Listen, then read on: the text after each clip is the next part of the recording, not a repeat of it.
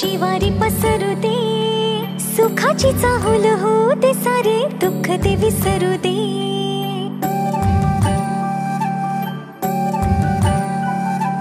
फुलवाती अंगणात सोन सकाळी, फुलवाती अंगणात सोन सकाळी, सौख्य जाणू भरून आले आले ओंजळी, आले ओंजळी।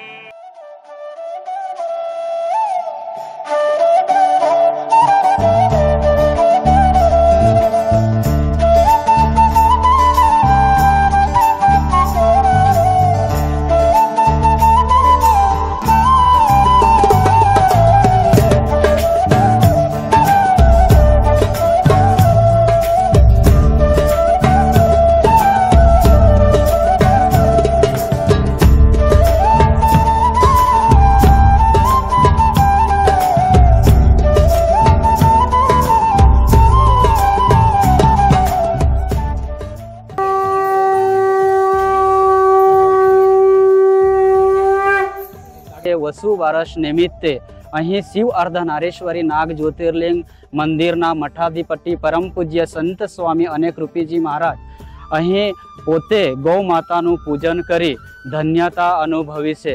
ખરા અર્થમાં દર વર્ષે અહીં સ્વામીજી પોતે ગૌ માતાનું પૂજન કરી અને બધા ભાવિક ભક્તોને સાચી કલ્પના આપે છે કે આપણે આ ગૌ માતા એ રાષ્ટ્રમાતા છે, રાષ્ટ્રમાતાનું પૂજન થવું જોઈએ। ખરેખર અહીં આ ગૌશાળા શિવ અર્ધનારેશ્વરી ગૌશાળા દિવસે એવી રીતે સ્વામીજી પોતે પૂજન કરી ખરા અર્થમાં સ્વામીજીનું કાર્ય જનસેવા અહીં લાખો ભાવિક ભક્તોનું જન કલ્યાણ કરે છે।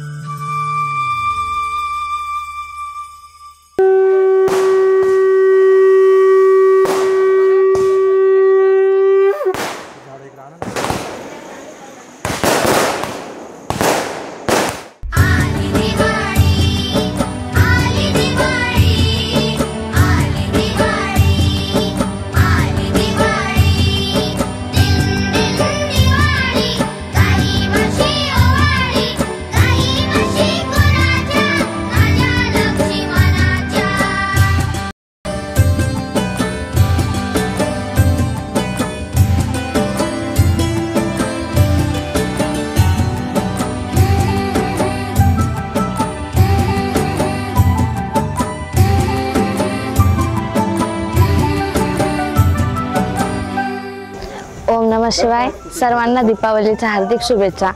आपल्या भारतीय संस्कृतीमध्ये आपण वेगवेगळे सण उत्सव साजरे करीत असतो, त्यापैकी सगळ्यात मोठा साजरा केला जाणारा, आनंदाने साजरा केला जाणारा उत्सव म्हणजे दीपावली। आणि आज वसुबारसच्या दिवसापासून दीपावलीला सुरुवात होत असते।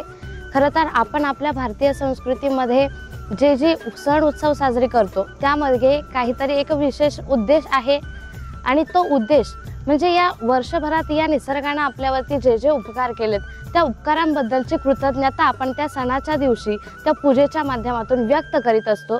त्यापैकी या गोमातेने आपल्यावरती वर्षभरात जे जे उपकार केलेत त्या उपकारांबद्दल त्याची कृतज्ञता व्यक्त करण्याचा दिवस म्हणजे वसुबारस असं मला वाटतं। आणि वसुबारस म्हणजे गोवत्स द्वादशी, आजच्या दिवशी गाय वासराची एकत्रित पूजा केली जाते। आणि अगदी आपण ज्या स्थानावरती, ज्या धामावरती, ज्या पवित्र पावन तुलसीगडावरती आहोत त्या तुलसीगडाचं विशेष महत्त्व म्हणजे या भूमीमध्ये परमपूज्य संत स्वामी अनेक रूपी महाराज शिव अर्धनारेश्वरी नाग ज्योतिर्लिंग स्थापन करून स्वामीजींनी जनकल्याणाचं कार्य हाती घेतलंय। मात्र हे कार्य करीत असताना केवळ जनकल्याणाचं कार्य न करता तर धर्म संरक्षण आणि गोमातेची सेवा ही माझ्याकडून झाली पाहिजे अशी स्वामीजींची तळमळ आपल्याला दिसते। अगदी आपण तुलसीगडावरती येऊन पाहिलं तर स्वामीजींनी स्वतःचं निवासस्थान गोशाळेच्या जवळ बनवलेलं आपल्याला दिसेल। आणि गोमातेचं तर खरं तर आपल्या भारतीय संस्कृतीमध्ये अशी मान्यता आहे, गोमातेकडे पाहिल्यानंतर किंवा गोमातेची सेवा केल्यानंतर एका वेळी 33 कोटी देवतांची सेवा, 33 कोटी देवतांची पूजा केल्याचं पुण्य आपल्या पदरामध्ये पडतं। आणि स्वामीजी नेहमीच या समाजाला तुम्हा आम्हाला संदेश देताना सांगत असतात की प्राणीमात्रांवर दया करा, गोमातेची सेवा करा। केवळ ते त्यांच्या वाणीतून आपल्याला सांगत नाहीत तर कृतीतून आपल्याला संदेश देत आहेत। अगदी आपण आज पाहिलं तर स्वतः गोशाळेमध्ये प्रवेश करून स्वामीजी गोमातेची सेवा करताना, तिची आदरभावाने पूजा करताना आपल्याला दिसत आहेत। आणि हे एका दिवसापुरतं नाहीत तर अगदी वर्षभर 24 तास या गोमातेची सेवा घडावी। अगदी स्वामीजींचं कार्य पाहिलं तर ते विनामूल्य सेवा करतात।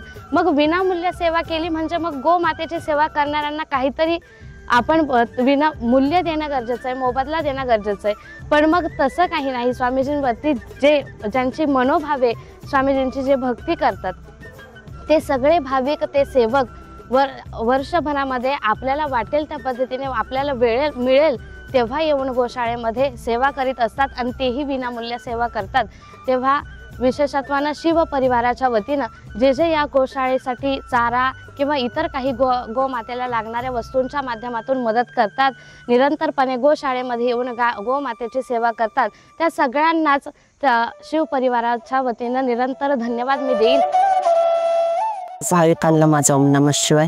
माझ्याकडून सर्व भाविकांना दीपावलीचा हार्दिक शुभेच्छा। ओम नमः शिवाय।